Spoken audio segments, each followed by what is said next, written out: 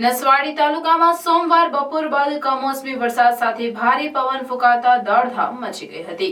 વૃક્ષો ધરાશાયી થવા સાથે વીજળી પડતા રાયસિંગપુરા ગામ ખાતે વીજળી પડતા ભેંસ અને બળદનું મોત થયું હતું। असह्य गर्मी बाद नसवाड़ी तालुकाમાં વાતાવરણમાં પલટો આવતા સાંજ થતાં જ ભારે પવન સાથે કમોસમી વરસાદનું આગમન થયું હતું, જેના પગલે વૃક્ષો ધરાશાયી થતા વાહનોને નુકસાન થયું હતું।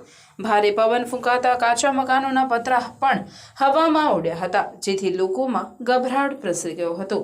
ધરતીપુત્રોના ખેતરમાં તલનો પાક ભીંજાતા મોટા પાયે ખેતીમાં નુકસાનની ભીતિ સેવાઈ રહી છે। બીજી બાજુ નસવાડી તાલુકામાં કમોસમી વરસાદ સાથે ભારે પવન ફૂંકાવા સાથે વીજળીના કડાકા ભડાકા સાથે વરસાદનું આગમન થતાં રાયસિંગપુરા ગામે વીજળી પડવાથી ભેંસ અને બળદનું મોત થયું હતું, જેના પગલે આદિવાસી ખેડૂતને નુકસાન સરકાર સહાય આપે એવી માંગ ઉઠવા પામી છે।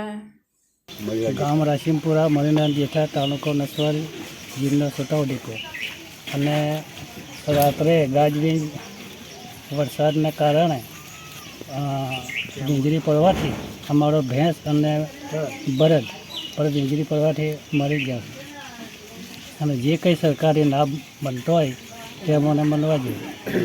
રાયસિંગપુરા મુકામે રાત્રે 8 વાગ્યા હશે ત્યારે ગાજવીજ સગાડે વરસાદ પડ્યો।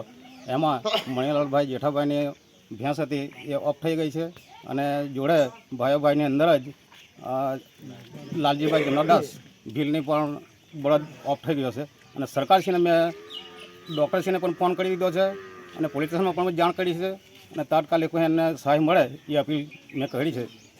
ઉપપ્રમુખ કનુભાઈ ભીલ।